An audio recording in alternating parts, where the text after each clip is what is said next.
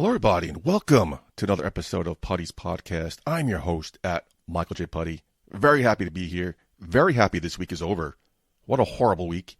We have a very special guest coming up soon. But yeah, this week sucked. Monday, I'm driving to work a block away, and I have to stop because there's a car trying to make a broken K U-turn, or K turn, whatever it's called. But he's perpendicular in between both sidewalks, blocking the whole road. He's taking his sweet-ass time to turn around. Now I'm behind him. He's going slow. He turns into my job's parking lot. I turn in after him. I pull up behind him, put my car in park, turn my car off, get ready to leave, and I see him backing up. I see some white lights. He's backing up. I'm like, what the hell is he doing? Where's he going? He's backing up. He's backing up. He's backing up, and hitting me. My window is still down because I needed to use my pass to get in. Now I'm screaming and cursing like, what the? I'm not going to repeat it here. I'm like, no. But I forgot my window was down. So the parking attendant heard it. He's coming up to me, telling me just, calm down. And I'm just fucking pissed. I take a picture of his bumper, my bumper. Thankfully, there's no damage, just some scrapes. And he gets out. And of course, he's all apologetic. He's like, oh, first, are you okay? Are you okay? I'm just so sorry. All the lights on my dashboard went on. I'm just not in the right mindset. I'm going in for a stress test. I'm just so sorry. I'm just so sorry. I'm like, no, I can't be mad. I'm like, it's all right. There's no damage. Take care. Good luck. That was it. But I'm still fucking pissed. Come home from work that day. I can't come home. There's a guy in my spot. A neighbor is working on his car. A car I've never seen before. I know what car they're talking about. He lets me take his spot on the street, which is not a real spot. It's just a spot he claims to be his. I just leave my car there.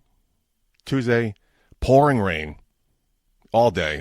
Horrible rain here today. Tuesday. Wednesday, I go to work. My mother is homebound. I have to go get her some stuff. She wants some money from the bank. I'm like, all right, I'll get it for you. The bank has a very small parking lot. I hate going there during work hours. I get there, the lot's full. One guy's already waiting. He gets a spot. I'm waiting. Nothing.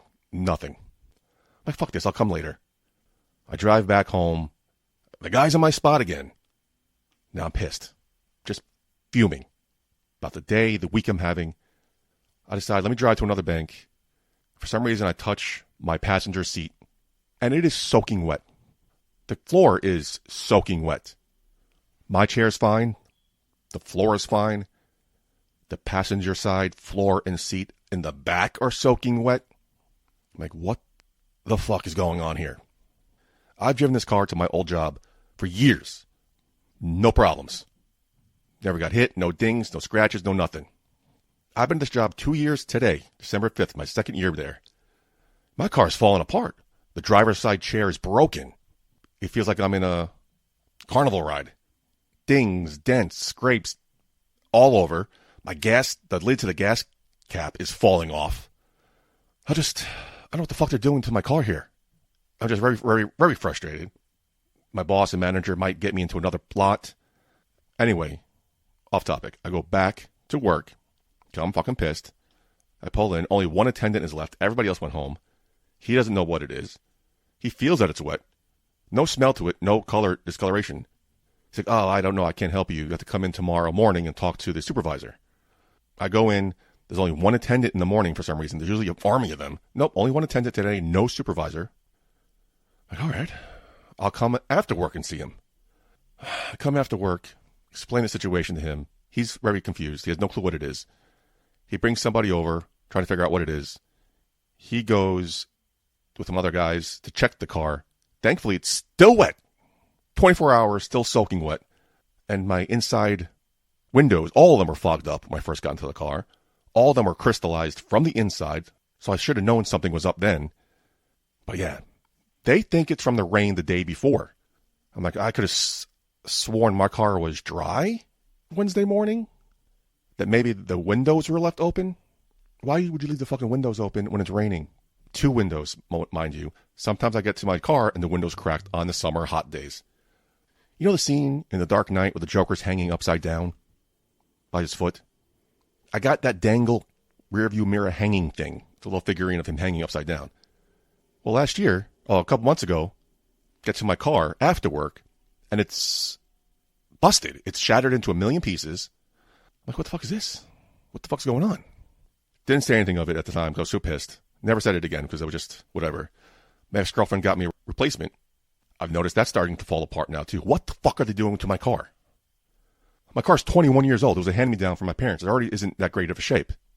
It's fucking a derby during the day? Jesus Christ. And I can't park it myself because most often not, since I work there, I'm there all day. They put me on these risers, backing up into a riser. I can't back up into anything. I don't have a camera. When I went there for my interview, they told me to back up into one of those things. I just couldn't do it. So I know I couldn't do it. It's very frustrating. Aside from being hit on Monday, some point during the day, I got very, very sad. Lonely, thinking about people and things I shouldn't be thinking of. Thankfully, those days are fewer and far in between these days. But thankfully, I had a couple of friends I could reach out to and talk to till it passed. I talked about it in therapy. He just tells me I need to have a more positive mindset. I could be a cheerleader, biggest fan of everybody else, but for me, it's always glass fully empty. Talking about certain things. Definitely need to start to find something to do on New Year's Eve. I can't stay home. I don't want to be next door with my mother, just me and her. Not going to be the most happiest for me or the funnest for me, especially if I'm thinking about somebody I shouldn't be thinking of and what they're doing. More positive mindset, get me out of the house.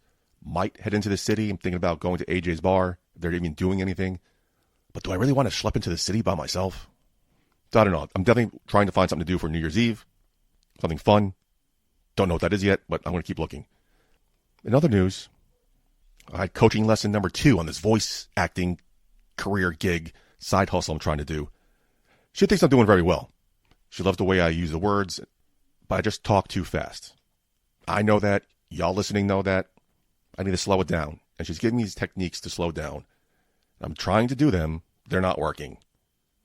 So I got all the tools. I just got to slow down. I don't know how to do that because more often than not, I think I sound okay.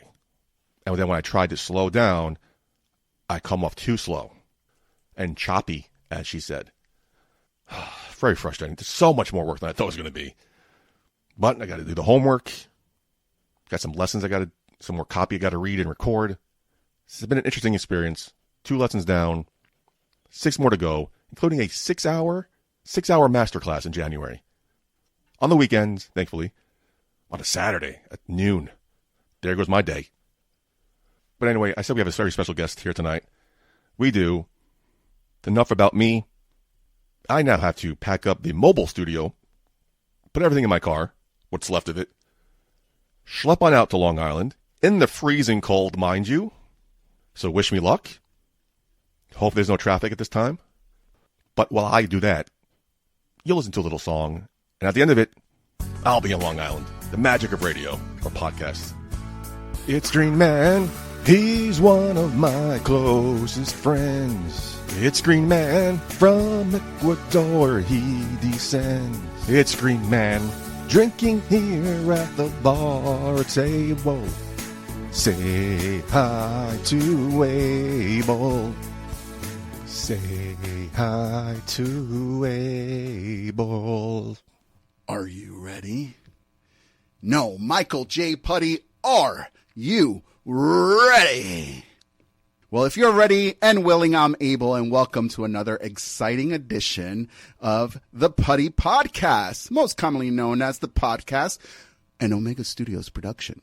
If you have not done so already, follow MJP on all forms of social media at Michael J. Putty on Instagram. You can also contact him via email at puttyspodcast@gmail.com or dial it up on that old school celly 917 in Queens, New York, 718-8083. That's 917-718-8083.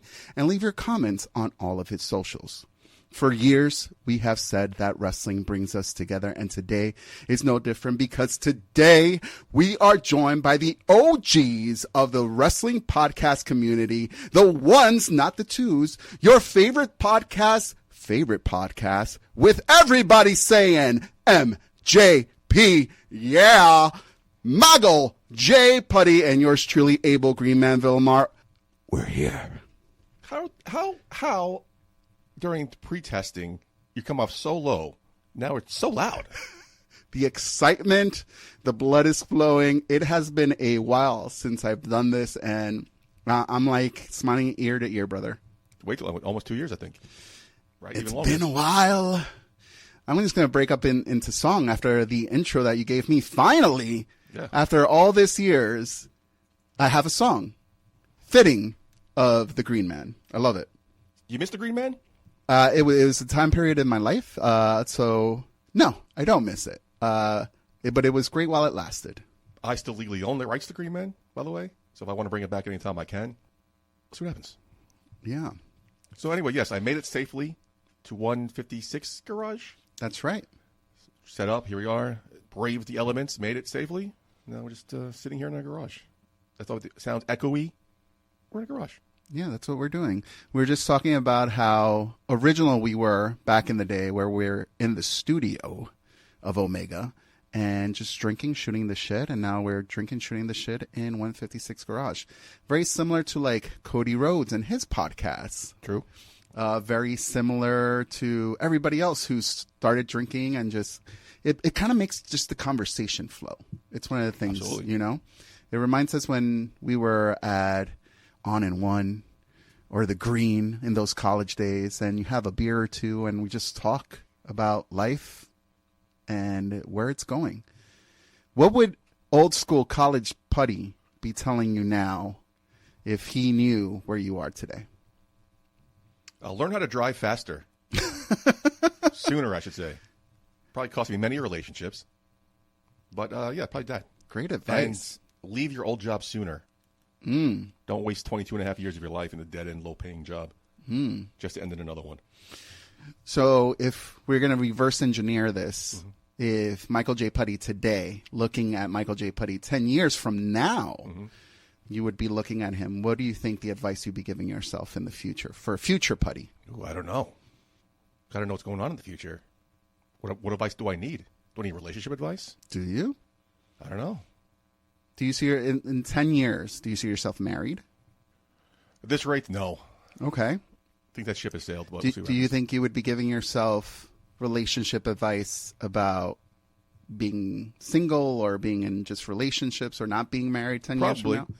Probably if I still am the same person I am today, 10 years from now, relationship-wise. Like, remember the chick you were dating in the summer of... Don't do that.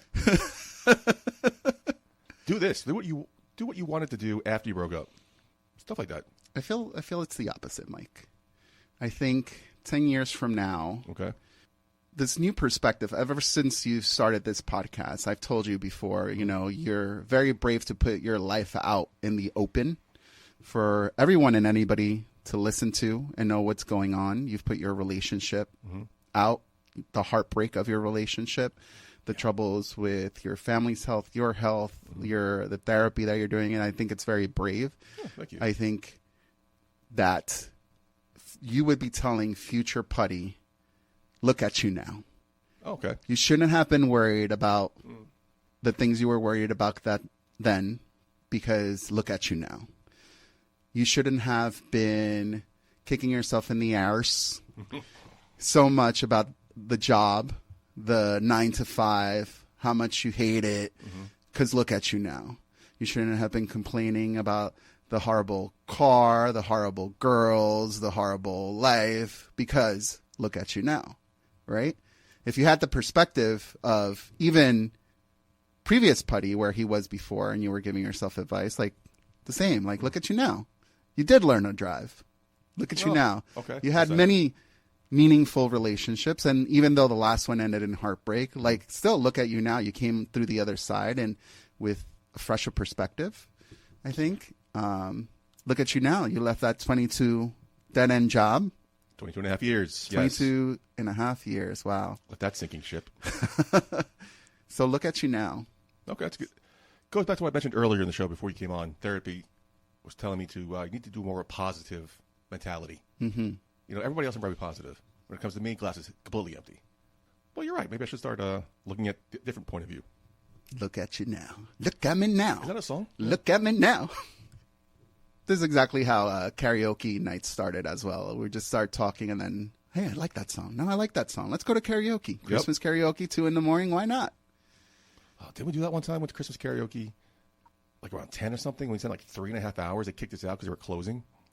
Yeah. $200-something tab. There's many of bars we've closed back in the day. It wasn't as expensive as that karaoke night. I never thought, speaking of expensive, I do this all the time, but I never thought I would be the guy who's like, damn, remember when gas was only like $1.75? Mm-hmm. A train ride was $1.25. Bacon, egg, and cheese with a cup of coffee in the corner store was $5. Like, I never thought I'd be the guy who's like, back in my day, it's crazy. But inflation's crazy. Things are so expensive today. What are you talking about, buddy? Groceries are expensive. I feel like we've been complaining about groceries for... What world are you living in? Gas is rising. The Supreme rising. Leader said on day one, the prices are going down. The prices have gone down. What world are you living in? I'm living in a world where people are learning that just because something is said in public, that apparently that is the truth. It's like... Depends on who says it. Yeah, it's like marketing 101. As long as you say it, then it's true, Like, it's not a lie if you believe it. That's right. That's right. And if you get caught in the lie, well, then you were just joking. Yeah. That was not true. I mean, you guys need to have a sense of humor. I was just joking. Mm-hmm. 100%. I totally respect women and all Americans, foreign and domestic Americans. Exactly. That's why I'm here. Yeah. Is that leading us to our first topic, Michael? Apparently so. Take it away, my friend. So I've been listening to the podcast since you put it out. Appreciate it. Thank you. Frequent listener. You're the one. Yeah, I'm the one. Not the twos. I'm the one. And there were certain conversations that you guys were having. One in particular, one with Mr. Erwin, the Voice Escobar. Yes, when you guys went in on politics. And I was just like a fly in the wall, but at the same time, I wanted to have that conversation with you guys. And I think even for your audience because you're a very open-minded person, I believe. Yeah, I think so. I think as a Democrat, you're a Dem, right? Yeah. You still are open to hearing other people's point of view, whether you're a Republican or that's how most people should be. An opposing view, and you are open to that conversation. So if anybody out there listening disagrees with what Michael J. Putty says when it comes to politics, I would love, as a listener, to encourage you to dial it up, 917-718-8083, and see if you come on the podcast, because I would like to see you guys debate. But this president is going to go down in history as one of the most influential presidents of our time. Okay. For all the wrong reasons. Yep. I think I have a very positive outlook about life, and I'm going to stand firm and believe that his hatred for a lot of other people, his very hypocritical policies and beliefs is what's gonna unite this country together. Hope so. Not too much Fox News, but I'm going back in like history, like remember, I hate to make the comparison, but the way our country united after 9/11, after that tragedy, I feel like this is a tragedy in American and an administration. Like, this is what's going on right now is scary, and it's pulling everybody apart. How do you feel about that? The way the country was united after 9/11 should have been the same feeling after January 6th, when there was an open, blatant insurrection on this country. But no, it was at the FBI. It was undercover Democrats. It was Antifa, whatever the fuck that is. That's the first time I heard that word. Anti-fascist organizations who are terrorist groups. Then why'd he pardon everybody? It's hypocrisy. I think that's one of the things that just frustrates me the most about, like I said, I'm very open-minded, and if the majority of the people saw something in this president, including my father, who voted for him. Really? Yes. Oof. Okay. Including my father-in-law, who voted for him. Many people in my life who voted for him. Did they say why? Because they felt that he was the best thing for our country at that time. They wanted change. They wanted everything that he was promising. Okay? And I know there's big supporters. I don't know. That's a question for them. But there's big supporters who are also checking off that list of like, you promised this, you gave us this, you promised this, you gave us this. And they're just hoping that like this Epstein file thing is also like, I promise you the Epstein files and you're going to get it, right? But it's just so hypocritical. Like he ran his first election on cleaning the swamp. Do you remember that? Yep, draining the swamp. Draining the swamp. But I feel like on his second term, he's become the swamp. He's become that thing, you know, like that big scary monster thing in the swamp, like that movie. Like he's become that. He's a new version of the swamp. So he's replaced, because back then everybody was like, politics, it's all about you doing a favor for me, I do a favor for you, who cares about this, as long as, you know, like backstage politics, right? He's not doing it behind the scenes. He's doing it right in front of you. Right in front of you. No one's going to touch him. Like, let me send money to other countries. What am I going to get? Let me, you know, Qatar, give me a plane. No one will expect me to give you anything. I'm just getting a free plane. Oh, wait, set up a military base in the United States. That sounds like a good idea. That sounds like a good trade. Nobody thought of that, right? So it's just the new swamp that this administration is creating is crazy. It's a horrible analogy, but I can't think of anything offhand since you just mentioned it. His first term, you know how you have cancer cells? And they keep growing and growing. What stops them from growing? Medicine. He's a cancer cell. His first term, he surrounded himself by people who should be in their jobs. Yes. Who challenged him. They were going to prevent him from ruining this country. Now, he's surrounded by yes men. So all this negativity, this hate, is growing because nobody's going to stop him. And surprisingly, you have people like Marjorie Taylor Greene, like I mentioned a couple weeks ago, who is now stepping up. Who's now, unfortunately, to the point where she has to resign because they had a falling out. So God forbid the president doesn't like a member of Congress. Fucking stupid. Crazy. Going back to the hypocrisy, he's a big bully, I feel. A horrible representation of any kind of role model for anyone. Like, I know you're a big history buff and a big admirer of the presidency, just like in general, right? You know, you get a lot of inspiration, a lot of, you see like presidents as role models, as people like, you know, we should aim to be like the leader of our country. Like that is what a true leader is. That's what you should invoke. You know, look back at all the presidents, except this one, right?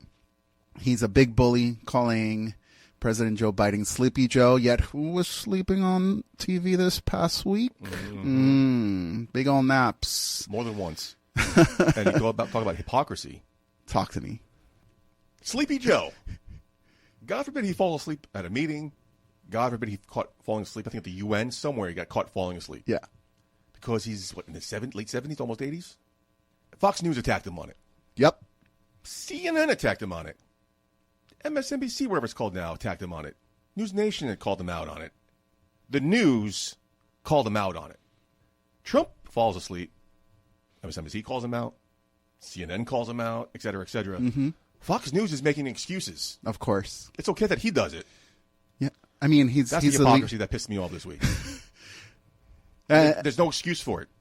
You can't give me any fucking excuse to defend him falling asleep when you gave shit to Joe Biden to do it. What are you talking about? He's the president of our country. He has hard days. Ugh. He probably only sleeps 4 hours a night. That's exactly what they said, end quote. Like, there's reasons why it's tiring. I've fallen asleep at a lecture hall or two back in my college days from partying and having big parties in Mar-a-Lago. I understand that. I don't have an issue with him falling asleep. I'm not mad at him falling asleep. Shit happens. I fall asleep at work sometimes. You ever go to church sometimes? You see people nodding off. They're not just agreeing; they're nodding. My problem is not that he fell asleep. He fell asleep at Carter's funeral. Wow. It's not the problem that he fell asleep. It's the fact that it's okay that he fell asleep, but nobody else can. Correct. That's what my problem is. Correct.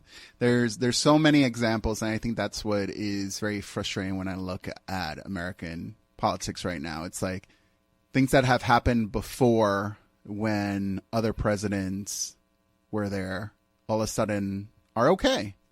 But it's just so much hypocrisy. I hate it. I hate like the it. fucking classified documents. Biden had them. Obama had them. Clinton had them. Bush probably had them. They were asked to give them back. They gave them back. Mm-hmm. That's why he got arrested for it. He got charged for it. Mm-hmm. Because he refused to give them back. Mm-hmm. If he had given them back when he was asked, nothing would have happened. This would not be a big deal. Mm-hmm. But he's a little fucking bitch. And now we're here. We are. Nothing happened. He's a bitch. It's like water on a duck. A bitch. Nothing sticks to this guy. That's why they call him Teflon Don in the 90s. Oh, that's a good one. The other thing that's pissing me off going along with the hypocrisy is these presidential pardons. Oh, my God. Like, and I'm not the type of person who's just going to see a headline and then be like, oh, that must be true, right? You know, or I read it on Facebook, so it has to be true, right? Mm-hmm. Like, I'm going to go deep dive and, like, see what other people are reporting. And I follow a lot of, like, Ground News. It's one of the accounts that I follow online because they kind of show you where the two sides are reporting on it. And I try to see it from both perspectives. But when you are pardoning someone who has trafficked drugs into the United States but then blowing up boats coming from Colombia with drugs, like that just doesn't make sense. Like, it just really doesn't make sense. First of all, he's showing that he's blowing up these boats to get praise, right? And I'm like, all right, hey, if that's what he's doing to prevent drugs coming into our country, like, this might be one of the things that I'm like, all right, you got to do it at all costs, whatever, you know, like if that's at the core of what's getting the drugs into our country and you were able to stop it, hey, all right, kudos to you, man. But then you go and pardon someone who was already, like, incarcerated for, like, what are you doing? Why? I don't understand. He bitches about Joe Biden's pardons, about like how he didn't know about all the people he was pardoning because of the auto pen. Mm-hmm. And then all of a sudden he's asked questions about like people that he's pardoning. He's like, I wasn't aware of that. Yep. And I'm like, in the same breath that you're attacking a former president, you're doing the same thing, but it's okay for you to do it. 100%. That is, and going back, it's not the type of role model that I want any of our children out there trying to follow. No, not at all. It's disgraceful. It's disgraceful. People who blatantly lie, politicians lie is part of the job. But the fact that this whole Epstein stuff, you didn't know them, they weren't friends, but yet all this evidence is there. Right. Don't lie. I probably would have more respect for him if he just told the truth and he said, you know what, I did party with him. You know what, I was young, I was stupid, I did some stupid shit, but once I knew about that stupid shit, I stopped. All I'm going to say was, yeah, we partied with him, but I never went to the island. Done. End of conversation. Okay. They had a falling out, not because of the underage girls, but because Epstein stole one of the maids from Mar-a-Lago or stole somebody from Mar-a-Lago. That's why he stole something from me. Like, we're not friends anymore. Those are rich people's problems. That's white crazy. Problems, yeah. That's crazy. Plus, Mr. Law and Order pardoning a cop killer, pardoning people, gave cops severely brain damaged, injured cops. But yeah, he's all for the police. Get the fuck out of here. Crazy. The world that we're living in right now, very similar to wrestling sometimes, where there's a face and a heel. Yeah. And right now, the biggest heel in the locker room is trying to make himself look to be the biggest baby face. And the way he's going to do that is by creating other people to be the enemies. And that is one of the scariest things that we've been living in, I would say probably in the past. When did Trump's first term come around? 2016. 2016, even through Biden, because there was always the enemy. At first, black people were the enemy. Black lives didn't matter, right? Mm-hmm. That was... All lives mattered. All lives mattered. Then the coronavirus hit us. The enemy was all the Asians because they brought in the coronavirus to us. There were Asian... I was working with Asian friends who were being attacked or were afraid to even leave their apartment to come to work because during that time, they were the enemies. Time of 9/11, the Middle Easterns were enemies. Like, America has always put themselves as, like, we're the good guy. And I sometimes, to be open-minded, like, when other countries are saying that we're the enemy, like, I'm starting to think, like, maybe could we be? Could that be possible? Could we be the ultimate heels in this scenario? And it just hurts right now the most because right now Hispanics are the enemies. How did you feel when Hulk Hogan dropped a leg drop and joined the NWO? Shocked? Yeah. Betrayed? Yeah. That's how our allies Like, feel. holy shit. What? Trump's Where Hogan, did that come from? He dropped a leg drop. Right now, he's raising hands with Putin and Kim Jong-un, that guy from Hungary. Yeah, it's a heel turn. And he's bringing all these people into the White House. Like, Yep. how are people okay with this? Plus, he made it all gold. It's very tacky. Yes. Disgusting. You know what? Could we go on like just 2 minutes on attacking this guy's ego? Because I think this was probably what will hurt him the most. This palatial estate that he's created in the White House, it's tacky as hell. It's disgusting. Yeah. It's like gaudy. It's ugly. It's the definition of an old guy who's driving around in like a red Corvette. You know, like he's compensating way too much for something that he doesn't have. Right? It's like a high school star who graduated but still comes back to high school because he thinks he's cool. How the hell did his wife ever sleep with him to give him kids? I will never understand because he is the ugliest man alive. Yeah. You know, I think People Magazine does the most beautiful man alive or the most handsome man alive, the sexiest man alive. Donald Trump is the ugliest man alive with the nastiest tan orange. Like, people make posters, propaganda posters in other countries at how goofy this guy looks. He's a goof. He's a goofball. Money has bought him confidence. Money that was given to him by his father. Yeah. He's bankrupt everything he's done. We can't go on and on because we'll recycle things everybody else has done. But yeah, he's a fucking loser. He's a herb. Yeah. That's a great he's thin-skinned. Like you said earlier, he's a bully. Bullies attack something, but people weaker than them. But when you attack the bully back, he cries to his back, to his mom. Oh, my gosh. Yes. It's like fucking Cartman. Send him in jail. Yeah. Send him in jail. Anyway, I don't want to turn this into a politics podcast, but let's move on to the next topic because we could be here all fucking night talking about Wait, this. before we move on, I do have a serious question. Because when is this going to end? Depends. 2028, who do you think is going to be the Democratic presidential nominee? Nobody knows. There's no front runner. There's no clear sign of who will take it. People are trying to throw names. They're throwing AOC. Kamala AOC's Harris not gonna coming get back. Newsom. Kamala Harris, if she runs, she's not going to get it because she's a woman of color. Mm-hmm. She said it. We're not ready for it. Pete Buttigieg, no one's going to vote for a gay guy. He's a good guy, too. Yeah. Like, as far as his politics. She wanted to pick him as vice president. That's a good one. Mm-hmm. And the only reason she didn't, because she knew that she would lose votes. Because people ain't ready for that. Yeah. You have Gavin Newsom, the governor, Andy Bashir. There's a couple of names out there, floating out there. Stephen A. Smith. I don't know. It's too early to tell. Let's see how they do in the midterms. Crazy that we've already been through only 1 year of this presidency. Not even. And there's 11 months. Oh, God. Not even 11 months yet. 10 and a half months. Let's not make it feel any longer then. What's next on tap? And who knows if he's going to run in 2028. Because they'll let him.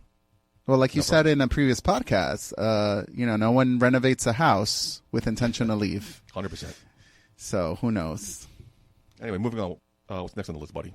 Let's talk a little bit about family. I think another conversation that you had with a good friend of ours, Mr. Mark Schwann from Law and Order. That's right. Law and Order star.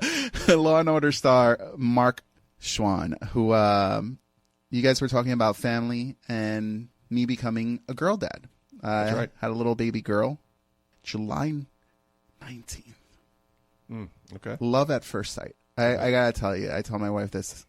I've never experienced love at first sight, or even if I thought I did, the first time I saw my daughter, I was like, wow. It was a feeling that just, wow, most beautiful thing in the world. So now all the songs I sent to Mark to make him cry, I'm going to send to you. Yeah, please. Please.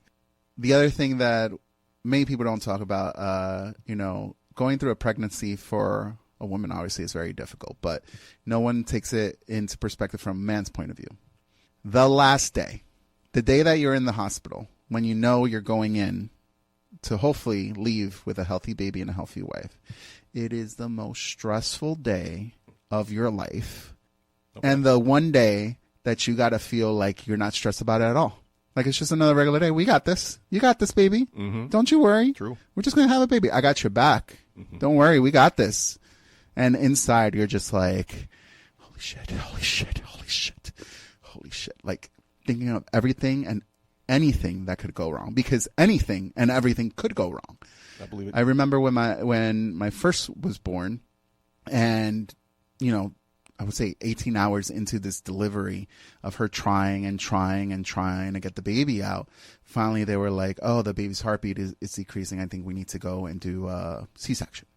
So they, like, everybody from all over comes into this hospital room and wheels her out, rushes me to like this penalty box right before you get into the operating room. I'm all alone, and they said they just throw me these scrubs to put them on. And now I'm waiting there, and I'm waiting. I'm like, what the fuck's going on? What the fuck's going on? Why isn't somebody getting me? Like, did they forget that I'm here? And they finally come and get me, take it to the operating room, and then they're like, okay, we're getting ready, but the baby, you know, heart rate came back up. It looks like she's ready to push again. So they started letting her push, and everything started to get regulated. And they're like, well, we don't think you need a C-section anymore. Let's go back to the regular delivery room. Long story short, she had the baby a couple of hours later, but the stress of that day and the relief once your baby is born and you see your baby healthy, crying, 5 fingers, 5 toes, and your wife is... Only 5? Huh? Only Oh, 5? 10 fingers, 10 toes. Just checking if you're listening, Michael J. Thank you. And she's safe, and she's like, all's good. And I'm like, oh, like I could finally breathe, bro. Of course, I could yeah. finally breathe. But it is amazing to have 2 kids now. The reason we had we went for a second kid was, I'll be honest, it was because of me. Like I felt like my heart was full with what I had already, but I felt like there was like a little quarter of it that was a little empty. You know, moving into this house out on Long Island, we also have all these bedrooms, and like my hope was also to, when we found the right home, is to make enough room for our family to grow.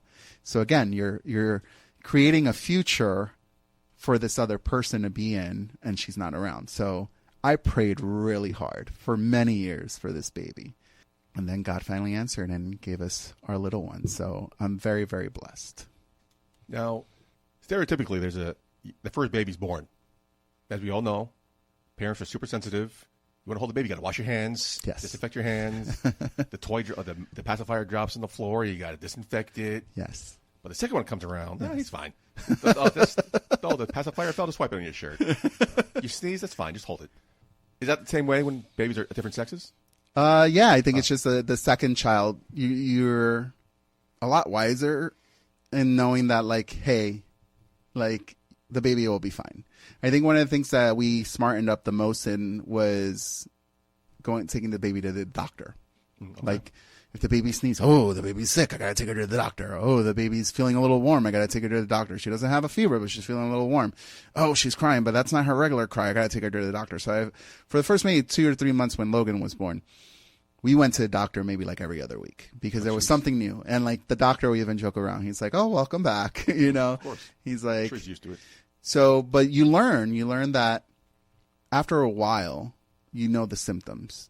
And as long as the baby, even if they have a fever, but you're giving them fever reducers, you know, like Tylenol or Motrin, and their fever is going down, then they're fine. Like, you know, the medicine is working, and it's not something that is spiking it up anymore, right? They're, what we say in Spanish, ánimo. They're feeling like their mood. As long as it's good, like even if they're sick, but they're like still giggling, happy, paying attention, they're fine.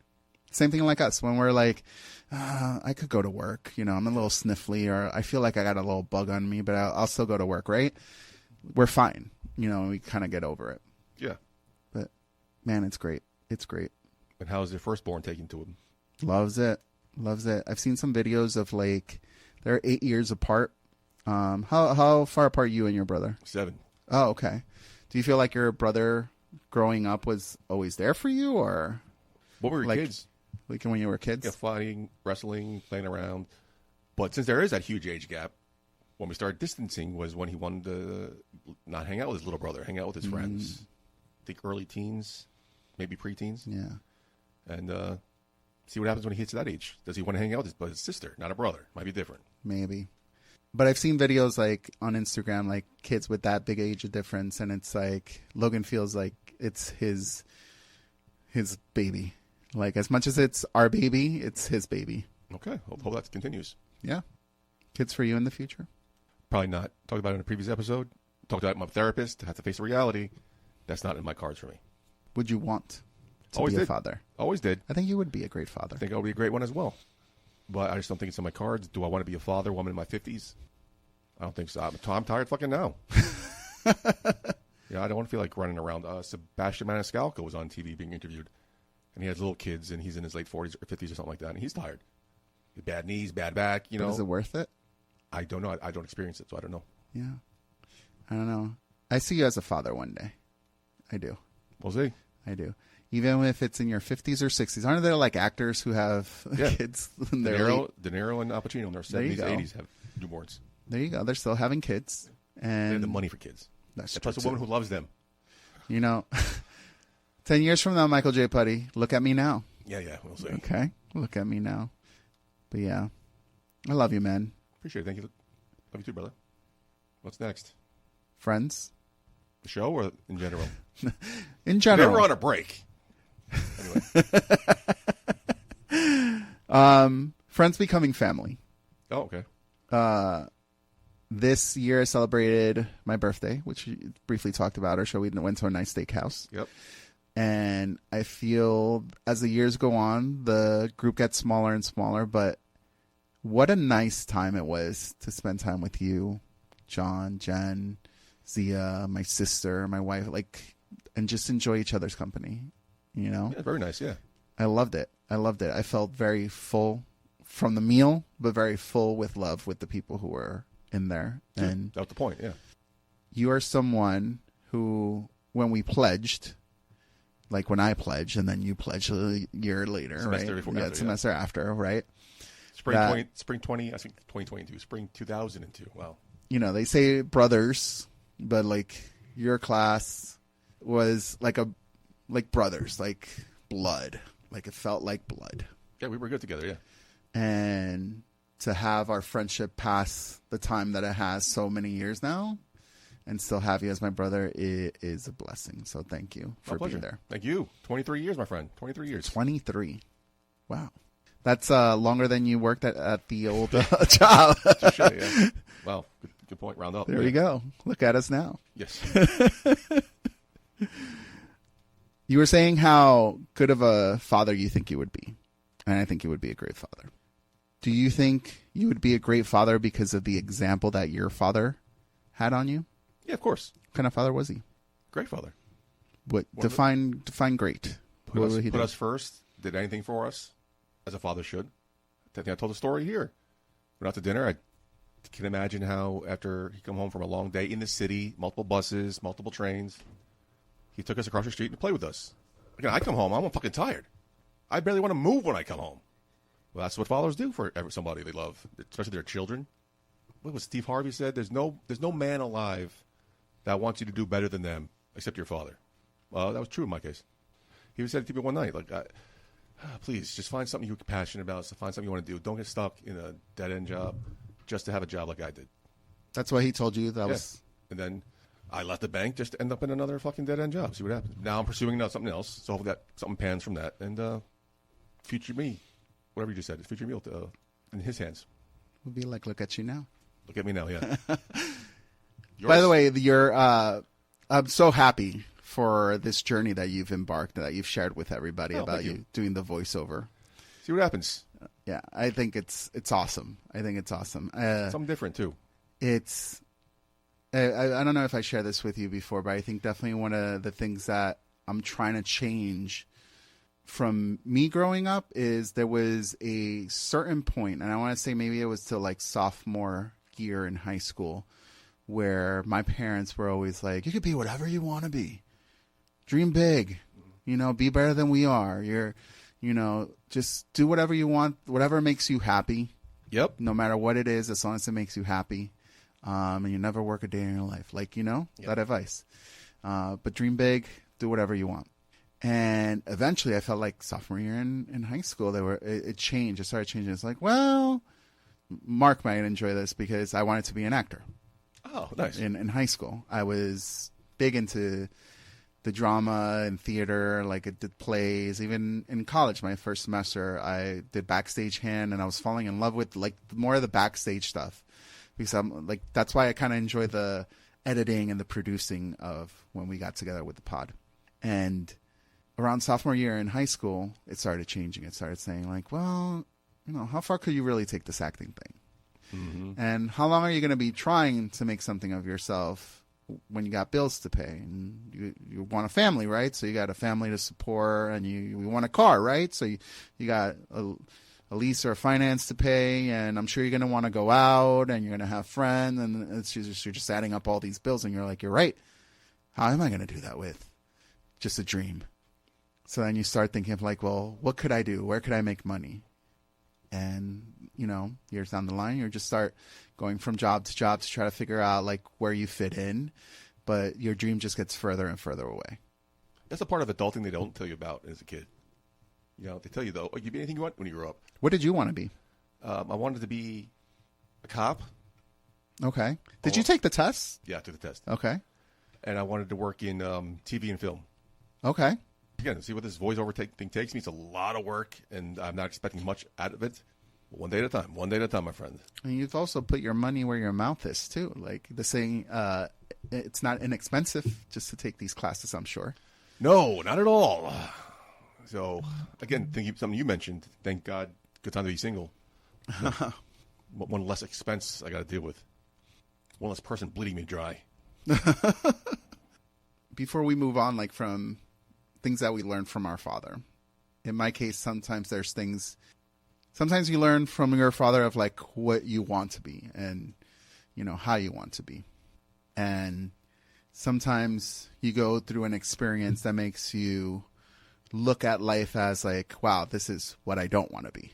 And how could I break that generational behavior and not have that be my children's lives? So to open up a little bit more, just because this is what I feel your podcast is about. So if you're gone through experiences like this, we're going to go in on it. Okay. And it may, if anybody that I know is listening to this, it may come as a little bit of surprise, because I think us as a culture, as a Hispanic culture, we're also not known to be as open about things that others may feel like tragic. Okay. Or hurtful, because we always want to be like, no, we're fine, you're hurt, just drink your sorrows away, you'll be fine the next day. Suck it up. Yeah, that's that generation. I had a very healthy relationship with my mother, a very unhealthy relationship with my father. Okay. I would like to say that my father showed me what I didn't want to be as a father to my kids. From the unhealthy relationship that he had with alcohol, that through, I would say, our college years, I was learning those tough lessons myself. A lot of it just learning from example. I mean, and you've partied with me in New Year's in my family and how my family drinks, right? Yes. And when we celebrate with alcohol, we celebrate with fun. Like, it never was, let's just drink for, like, let's have a glass of wine with the steak. Like, I've had a rough day, let me just have one glass of wine. It never was that. It always it's like, if I'm opening a bottle, I'm finishing the bottle. If I'm going out drinking with the guys, I'm going to get drunk with the guys. I'm never just going for a drink. I'm always going to like close the bar down and get drunk. And I was just talking that to my wife today. I was like, I never was taught how to just drink responsibly. Good point. Versus, you start a drink, you finish a drink, and you keep on going and going and going. And that was the fun back in the day. Yep. 100%. Is that how your family was? No. My mother's a heavy drinker, but at night. It's like they weren't drinking during the day. My father would have beers here and there. but nothing to a point of getting drunk or, partying as much as and finishing a bottle when they opened one. Right. Nothing like that. His father was. His father was diagnosed with cirrhosis of the liver. Oof. And he didn't care. He kept drinking. That's what killed him. So my father was diagnosed with cirrhosis of the liver. And the doctor's like, oh, I guess you do a lot of drinking, huh? They're like, no, he barely does. It's a treat for him. Like, oh, it's maybe all the medication he's taking then. Mm-hmm. So, no, I wasn't really surrounded by negative effects of alcohol to that point. Yeah. And, well, the interesting thing, I feel... maybe one of the reasons why I was a square. I didn't want to drink, remember? Yes. 21 with the rule. I gotta wait till I'm 21 to drink. Let's have you try a Zima. Let's start it easy first. There was a blue sky. They're still around. Oh man. But maybe it's because we celebrated with alcohol. We, everything that was associated with alcohol was always positive. So it never was a negative. True, It wasn't negative for me to go out and drink till I'm drunk. No, that wasn't a negative. That was a nice Tuesday. Yeah. But yeah, just that unhealthy relationship with alcohol. And I think as I'm older now with a second child, I feel like I'm starting to draw away from alcohol. Okay. I don't crave it as much anymore. I'm also not hanging out with people who are always out partying and drinking and have it around. So I'm having a beer now. It's been, say, a good half a year since I've had a beer, like a beer. Okay. Yeah. We had some sake today with lunch, but just with lunch. It wasn't like we're drinking to get drunk, right? Yeah. Another thing that my family and sometimes the Latin culture is really big on, the negative relationship that they have with food. Oh, okay. Now, I don't know if that's something similar to you, but I don't think so. And this is something that I've tried really hard, even when my son was born, because I know that it was not intentional and I know it comes from a good place. But families, when they get together, especially Latin families, one of the first things they say when they see you, they'll go like, "Oh, Mike, oh, you're looking so nice. How are you? Oh, you're getting a little big, eating a lot, right? Oh, very healthy boy." Yeah. Months go by. "Mikey, haven't seen you in a couple of months. You lost some weight. What happened?" But everything was always like a hello followed by you're either too heavy or too skinny. Wow, okay. And even now with the babies, and that's when I literally had to pull some of the Tia's aside and Theo's aside. I was like, I know you meet it out of love because it's just how the culture is, but don't greet my child with an affectionate tone of "Oh, mira que gordito, que gordita," "Oh, look at this little chubby baby." It's that type of language. You don't realize what it eventually does. It creates the person. It's the voices that are in your head, and you start for me specifically, I had a very unhealthy relationship with food, so much so that I think maybe in 5th grade I was chubby, husky they called it back in the day. That my mom had to put a lock on the fridge, a chain and lock on the fridge while she was at work because she didn't trust me around food. Oh, wow. And that created even more of an unhealthy relationship where I was just like, "You're going to lock the fridge? I'm still going to get food. Don't worry." And it just became me trying to get food behind her back. So I remember getting home from school at 3:00 and I'm like, "I want ice cream, but there's a lock on the fridge. I can't get it. I can't get my ice cream." I was like, "It's all right. I got $5. I'm going to go to the supermarket." My mom gets home in 3 hours. If I go to the supermarket and I walk back, I could eat my ice cream. So I go, I get a half gallon of a creamsicle ice cream, half vanilla, half orange. Nice. And I start eating it right out of the tub. But now the fridge is locked, so I can't put it away. True. So what this little husky Abel do, I was like, "Oh shit, I got an hour to finish this half gallon of ice cream." Very unhealthy relationship. Yeah, wow. So it's the small things. Add up. Is there anything that you feel when you were growing up may have been an unhealthy way that you were approached or a way that you were treated that made you into the person you are? No. I can't say anything negative, no.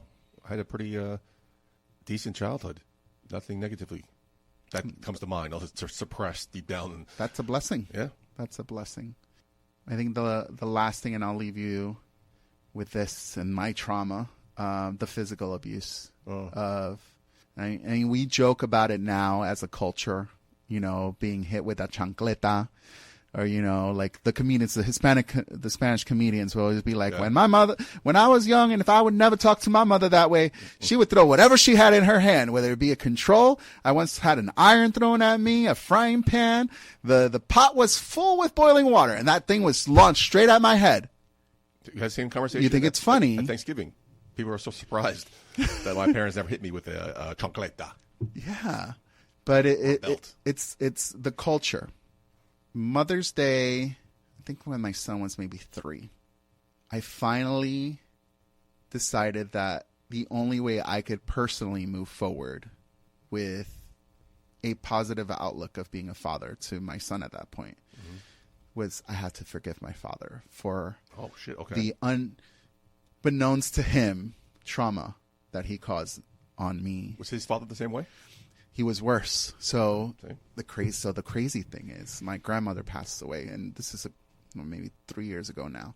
And I didn't learn that till 3 years ago. And I forgave my father for like how tough he was physically with us. And like my sister will still tell you, like, yeah, like I cried because my father would go at you with like full fists, like he was like an MMA fighter, and you were like a 10-year-old. Like I would cry because he beat you up like you were a fucking man. So I forgave him. It was Mother's Day. My son was 3, and I felt like the only way that I could move on to be able to let that go, because now he's a grandfather. And I'm like, I don't trust you to be around my kids knowing the man I grew up with, right? That makes sense. But this was not the same man. And once I realized that, I was like, I gotta let go of the trauma that I had so that my kids could grow up with seeing the better man that you are now. Is it because they were grandchildren, or just he matured? I mean, time evolves. Time evolves. Time changes people, for sure. I mean, my father came from a old school mentality of I'm the man. I'm the king of the castle, and everything happens for me, by me, because of me, kind of thing, right? Yeah. They came from Ecuador, and like I remember this vividly. Like my mom used to go to work, come home, have the meal ready for him as soon as he got home from work, old school stuff, and then at night she would lay out his clothes, like what he was going to wear the next day. She would iron it, and she would just lay it out for him. And it wasn't until I was old enough that I'm dressing my fucking self, and I'm like, hey, yo, Pops, like, how old are you that you need your wife to dress you? Oh, okay. I didn't think about that. Makes sense. And I'm like, and I'm seeing this dynamic, and I'm like, and he didn't have anything to say back, but smacking me across my face. But like, don't speak to your father that way. But yeah, like he comes from that old school. And I even talked with my wife, and she was saying, you're talking about like, what he grew up with. And when my grandmother passed away, we heard stories about Grandpa also, on how he was very unfaithful. He used to run around town, and my grandmother had, I think, 13 kids. So I think all with this man, and yet he's running around with more kids somewhere else. I think that is one thing that my dad wasn't to my mother. Like, he was very faithful. You're good. Okay. He was, and my wife made me realize that maybe that was the generational curse that he was trying to break. Oh, makes sense. Of saying, like, I know how horrible my dad was with my mom. I can't never be like that to my wife, But my abuelito also was very abusive to his children too. So it's like, sometimes you got to take one step, and you can't take the full, you can't run into this. And that was his one step. So hopefully with my kids, I'm very loving. I raise my voice, but I don't really, like, I spank them. Like, I rather, punish them. Like, you take YouTube away from these kids, and it's like the end of the world. You're the worst person ever, right? Yeah. Like, that's how easy it is. Like, I don't need to be violent with them. I've made the choice. I think it's also a choice to be a good dad. All right, good for you. You seem like one. Thanks. Appreciate that. I wish my father could have done that. My father's father apparently was an asshole. Really? Yeah. He was the mayor of the neighborhood. Everyone loved him. My father hated him because he saw, when my father was younger, he saw his father beating his mother. Your father saw your grandfather. My father saw his father beating my father's mother. That's horrible. So from that point on, he just hated the guy. To this day, I've never had like a domestic abuse like that in the home, but just watching it, like, it's like movies or TV shows when they focus on domestic abuse, like a man beating up a woman, or even child abuse, like, parents beating up kids. Like, it just creates this anger boiling inside of me that I want to punch the TV. I want to take whoever that character is and just break his neck. So once my father passed, we're going through some of his stuff, and there's a beautiful fucking ring. Mm-hmm. The box at the Jimmy. Mm. Oh, this is fucking nice. Fit me perfectly. Okay, what is this? Oh, please, that was from your grandfather trying to win back your father's approval, win back his love. Didn't work. Wow. To the point my mother told me a story. Every year, every Christmas, they would go visit my grandmother on the grave. Mm-hmm. He walked past his father's grave one year. My mother told me, and he just spat on it. Wow. So it's not easy to forgive. So you should be proud of yourself that you did. Yeah.